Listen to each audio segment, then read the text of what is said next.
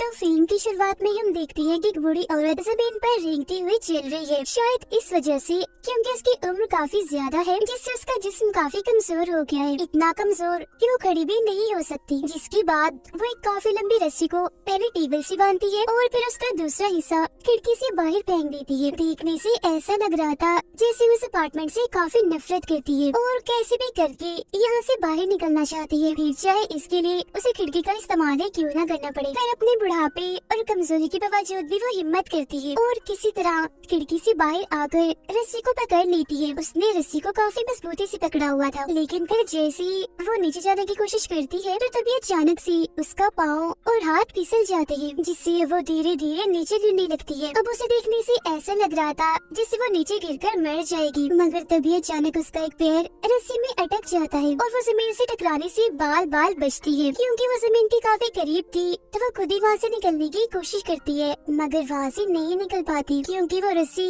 उसे दोबारा से अंदर खींचने लगती है, जिस दौरान उसके नकली दांत भी वहीं गिर जाते हैं। रस्सी उसे खींचकर अपार्टमेंट के अंदर ले आती है और वो खिड़की को ही बंद कर देता है, मगर हम उसे नहीं देख पाते। वो शायद कोई ना नजर आने वाली ताकत हो सकती है। इसके बाद हम देखते हैं कि एक तकरीबन 25 साल की लड़की जिसका नाम आना होता है, वो भी यहाँ इस अपार्टमेंट में किराए पर रहने के लिए आती है। यहाँ बिल्डिंग का मैनेजर और पिछली किराएदार उसका अच्छे से वेलकम करते हैं। इस किराएदार औरत को देखकर हम समझ पाते हैं कि ये वही बड़ी औरत है जिसे हम पहले भी देख चुके हैं। आना फिर घर को देखने लगती है जो उसे काफी पसंद आता है और फिर जब मैनेजर उसे अपार्टमेंट का बहुत ही कम किराया बताता है तो उसकी खुशी का तो कोई ठिकाना ही नहीं रहता। वो सोचती है कि चलो मौज हो गई, बहुत सस्ते में मिल रहा है और वो भी इतना अच्छा। फिर अपार्टमेंट में रहने के लिए आना को एग्रीमेंट के कागजात दिए जाते हैं साइन करने के लिए, लेकिन साइन करने के लिए वो बूढ़ी औरत से पूछती है कि आप इस अपार्टमेंट को क्यों छोड़ना चाहती है। फिर थोड़ी देर चुप रहने के बाद बूढ़ी औरत जवाब देती है, वो दरअसल मैं इसलिए जा रही हूँ यहाँ से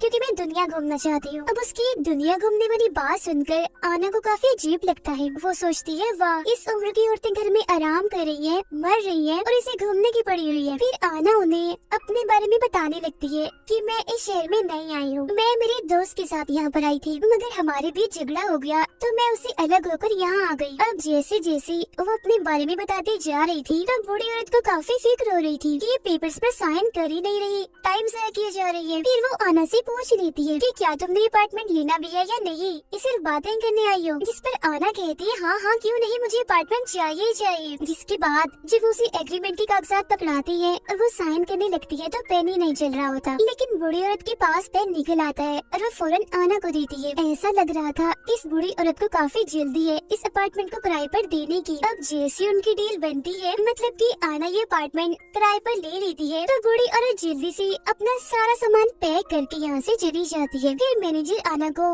अपार्टमेंट की चाबियाँ देते हुए कहता है कि घबराना नहीं और कोई भी मदद चाहिए हो फौरन मुझे कॉल कर लेना, मैं आ जाऊंगा। ये कहने के बाद वो भी चला जाता है। बाद में आना जल्दी से घर को साफ करती है और अपना पूरा सामान सेट करके दीवारों पर पेंट करने लगती है, क्योंकि यहाँ की दीवारें काफी गंदी और पुरानी लग रही थी। अपार्टमेंट में काफी गंदगी और धूल मिट्टी भी पड़ी होती है, इसीलिए वो फालतू सामान बाहर फेंक देती है। जिसके बाद वो छोटे से कपड़े से सारी धूल मिट्टी साफ करती है और बाद में वो कपड़ा भी वो बाहर फेंक देती है। लेकिन फिर जैसे ही वो कूड़ा फेंक कर वापस आती है तो बड़ी ही हैरान करने वाली चीज देखती है कि जो धूल मिट्टी पहले उसने साफ की थी वो दोबारा से वहाँ पर आ गई थी, और तो और जो पेंटिंग उसने वहाँ पर लगाई थी वो नई थी जो कि पुरानी हो गई थी। हर जगह पर पहले से भी ज्यादा धूल मिट्टी आ गई है और उसके जो ताजे फल थे जिसने अभी अभी रखे थे वो भी सड़के पुराने हो गई थी, और जो कपड़ा धूल मिट्टी साफ करके वो बाहर फेंकने गई थी वो भी अब वापस आ गया था। अब ये देखकर तो उसे बड़ा ही अजीब लगता है, यहाँ तक कि वो काफी डर गई थी, मगर फिर भी उस पर इतना ध्यान नहीं देती और दोबारा से इस जगह को साफ करने लगती है। मगर हर बार जब भी वो इस जगह को साफ करती है दोबारा से वो गंदी और पुरानी हो जाती है। अब इससे भी बड़ी हैरान करने वाली चीज ये कि हालांकि आना 25 साल की थी, मगर उसकी आंखों के नीचे स्याह हल्की पड़ने लगी थी, उसके चेहरे पर झुर्रियां पड़ रही थी जो तकरीबन बड़ी उम्र के लोगों की पड़ती है। जिसके बाद वो थक कर वही सोफे पर ही सो जाती है। रात को तभी अचानक से रेडियो अपने आप ही ऑन होकर चल पड़ता है, जिससे अना की आंख खुल जाती है और वो फौरन उठकर उसे बंद कर देती है। वो शीशे में देखती है कि उसका चेहरा काफी बदल गया है, मतलब कि अपनी उम्र से वो बड़ी लग रही है। अब ये सारी चीजें उसके समझ से बाहर हो गई थी, मतलब कि कभी घर का दोबारा से गंदा हो जाना और उसकी उम्र का इतना बड़ा लगना, उसका अचानक से बदलना। वो गुस्सा होकर सीधा जाती है मैनेजर के पास और उसे कहती है कि ये तुमने मेरे क्या किया? वो अजीब सा भूतिया अपार्टमेंट मुझे दे दिया। वो बहुत अजीब है, वहाँ जरूर कुछ न कुछ तो है, मतलब कि कोई आत्मा वगैरह, कोई भूत वगैरह, क्योंकि वो चीजों को दोबारा से गंदा कर देती है। और देखो, उसने मेरा चेहरा भी खराब कर दिया, मेरी आंखों के नीचे स्याह हल्के डाल दिए, झुर्रियाँ डाल दी मुझे। हालांकि मेरी उम्र तो इतनी ज्यादा है भी नहीं जितनी मैं लगने लगी हूँ, इसलिए प्लीज तुम मुझे मेरे एडवांस के पैसे वापस कर दो। जो सुनकर मैनेजर कहता है कि नहीं, मैं तुम्हें पैसे वापस नहीं दे सकता, ये मुमकिन ही नहीं है। जो कहने के बाद वो आना को एग्रीमेंट के कागजात दिखाता है और बताता है कि देखो, इसमें साफ साफ लिखा हुआ है कि पुराना किराएदार नए आने वाले किराएदार से पहले ये अपार्टमेंट खाली नहीं कर सकता। अब ये सब इतना छोटा छोटा बारीक से लिखा हुआ था कि आना को आम आंख से तो दिखाई नहीं दे रहा था, तो उसे देखने के लिए हैंड ग्लास का इस्तेमाल करना पड़ता है उसे, जिसे हम आम तौर पर छोटे से छोटे चीज को बड़ा देखते हैं। अब ये सुनकर तो आना का दिमाग खराब हो जाता है, उसे इतना गुस्सा आता है कि वो मैनेजर को पुलिस की धमकी देती है। तब ये सुनकर भी वो आराम से बैठा रहता है, उसे जैसे कोई फर्क ही ना पड़ा हो। वो बस उससे इतना ही कहता है कि जाओ वापस अपने अपार्टमेंट में, क्योंकि और तुम कहीं भी नहीं जा सकती, एग्रीमेंट में यही लिखा हुआ है। और वो वहाँ से चली जाती है। इसके बाद आना एक क्लिनिक में जाकर अपना मेडिकल टेस्ट करवाती है और अपनी रिपोर्ट मांगती है डॉक्टर से, ताकि वो पुलिस के पास जाकर कंप्लेन कर सके उस मैनेजर के खिलाफ और उस अपार्टमेंट की भी। तब डॉक्टर उसे देखकर कहती है कि 25 साल की इतनी छोटी उम्र में ग्रे बाल आना और चेहरे पर झुर्रियाँ पड़ना ये कोई छोटी बात नहीं है, ये काफी बड़ी बात है, मगर इस सब का लेना देना पुलिस से नहीं है। जो सुनकर आना गुस्से में उसे जवाब देती है कि आप मुझे नहीं बताएं मुझे क्या करना है, मुझे जो सही लग रहा है मैं वही करूंगी। कहने के बाद वो अपना ID कार्ड निकालती है, लेकिन बदकिस्मती से उसकी ID कार्ड पर तो कुछ था ही नहीं, क्योंकि वहाँ पर से सब कुछ मिट चुका था। अब क्योंकि आना उस अपार्टमेंट से तंग आ गई थी, इसलिए वो वहाँ जाना नहीं चाहती थी, तो रात गुजारने के लिए वो एक होटल में जाती है, जहाँ का रिसेप्शनिस्ट उसे उसका ID कार्ड मांगता है, जो हम जानते हैं कि उसके पास नहीं है, क्योंकि वो तो सारी मिट गई है, तो इसी वजह से उसे ज्यादा पैसे भरने पड़ते हैं। फिर रात को जब वो सो रही थी तो अचानक से उसकी आंख खुल जाती है, उससे उठा ही नहीं जा रहा था, वो काफी कमजोर महसूस कर रही थी। और तब एक बड़ी हैरान करने वाली बात सामने आती है कि वो अभी काफी बूढ़ी औरत बन गई है, जो तकरीबन 80 साल की है। उसके चेहरे हाथ पैरों पर हर जगह झुर्रियाँ पड़ गई है, जाहिर है वो बूढ़ी हो गई है। वॉशरूम में आकर उस बेचारी को खांसी होने लगती है, जिससे तभी अचानक उसके दांत टूट के बाहर गिर जाते हैं। अगले दिन आना दोबारा उसी अपार्टमेंट में जाती है और जाके वहाँ मैनेजर से मिलती है, मगर मैनेजर उसकी ऐसी हालत देखकर हैरान नहीं होता, बल्कि उल्टा वो उसे कहता है कि तुम्हें सारे रूल्स का ख्याल रखना चाहिए था, जिनमें साफ साफ लिखा हुआ है कि तुम बाहर नहीं जा सकते हो। तो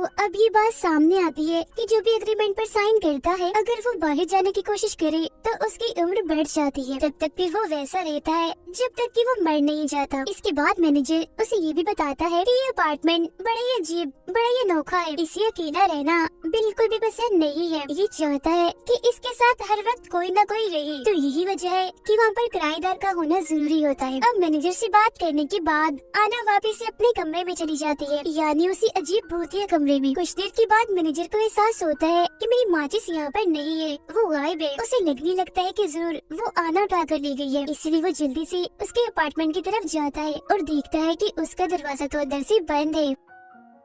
अब हम देखते हैं कि आना अपने कमरे को जलाने के लिए हर तरफ शराब फेंक रही होती है, लेकिन फिर बदकिस्मती से जैसे वो तीली जलाती है, कमरा आग ही नहीं पकड़ता। आना बार बार तीली जलाकर नीचे फेंकती है, मगर आग लगती ही नहीं। मगर उसकी ऐसा करने से, उसकी इस हरकत से अपार्टमेंट को बहुत गुस्सा आ जाता है, तो उसे सजा देने के लिए वो उसका गला घोटने लगता है। वो उसके मुँह में कपड़ा डालकर उसका सांस बंद करने की कोशिश करता है। उसका दम घुट रहा था, तभी वो नीचे गिर जाती है और सांस लेने के लिए हवा के लिए तरसने लगती है। मगर तभी किसी तरह मैनेजर दरवाजा खोलकर अंदर आता है और उसके मुंह से कपड़ा निकालकर उसकी जान बचा लेता है, जो कि अपनी आखिरी सांस गिन रही थी। अब अजीब बात तो ये है कि वही कपड़ा है जिससे आना बार बार धूल मिट्टी साफ करती थी। फिर कुछ देर के बाद जब वो नॉर्मल होती है तो मैनेजर उसे पानी देता है और अपार्टमेंट के बारे में सब कुछ बताता है। वो कहता है कि ये अपार्टमेंट काफी सालों पुराना है और तब से लेकर आज तक इसमें कोई न कोई किराएदार रहता ही है। इस अपार्टमेंट में कुछ तो अजीब है, जैसे कोई भूतिया आत्मा जो ये सब कुछ करती है। एक दिन कुछ स्कूल की लड़कियाँ यहाँ पर रहने आई, लेकिन कुछ ही दिनों में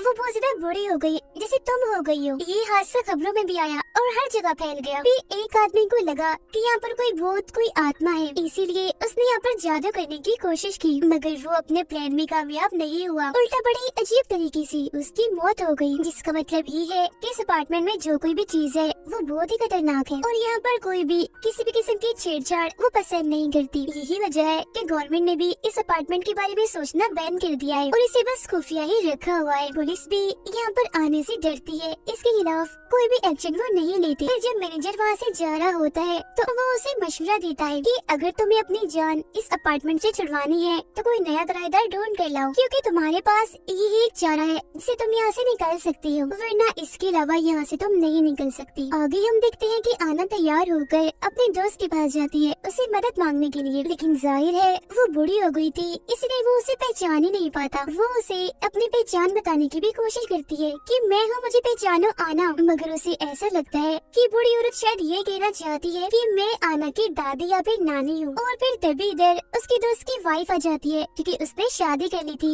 वो उसे लेने आई थी। यहाँ उसके सामने ये बात आती है कि ये दोनों भी अपने रहने के लिए किराए पर घर ढूंढ रहे हैं। अब हालांकि उसके पास ये अच्छा मौका था कि ये उन दोनों को अपना अपार्टमेंट देकर अपनी जान छुड़वा ले, मगर वो कुछ नहीं कहती, चुप रहती है और उन्हें वहाँ से जाने देती है। फिर अब रात को आना जब सो रही थी तो दोबारा से रेडियो चलने लगता है और वहाँ की कुछ चीजें अपने आप ही चलने लगती है। ऐसा लग रहा था जैसे वो अपार्टमेंट उसकी मदद करना चाहता है, उससे दोस्ती करना चाह रहा है, जैसे उसके लिए खाना बनाता है, चाय बनाता है। और जब आना उठती है तो खाना उसके सामने पककर बिल्कुल तैयार होता है, मगर वो उसे खाने की बजाय फेंक देती है। वो वहाँ देखती है कि चाय भी पड़ी हुई है। अब उसे जरा भी अंदाजा नहीं था कि चाय इस अपार्टमेंट ने ही बनाई है मेरे लिए। वो थोड़ी सी चाय पीने का फैसला करती है। बेचारी धीरे धीरे चाय कप में डालती है और फिर उसे पीने लगती है। चाय उसे काफी पसंद आती है। फिर वो डस्टबिन के पास पड़े बिस्किट को उठाती है जो उसने अभी अभी फेंका था और उसे खाने लगती है। वो बेचारी अब इतनी नाजुक और कमजोर हो गई थी कि चलने के लिए उसे छड़ी का इस्तेमाल करना पड़ता है। उसकी हालत देखने से ऐसा लग रहा था जैसे वो 100 साल की बूढ़ी औरत बन गई हो। फिर जब अपने हाथ को देखती है तो उसे एहसास होता है जैसे मेरे हाथ में कुछ चल रहा है। अब ये देखने के लिए कि अंदर क्या है,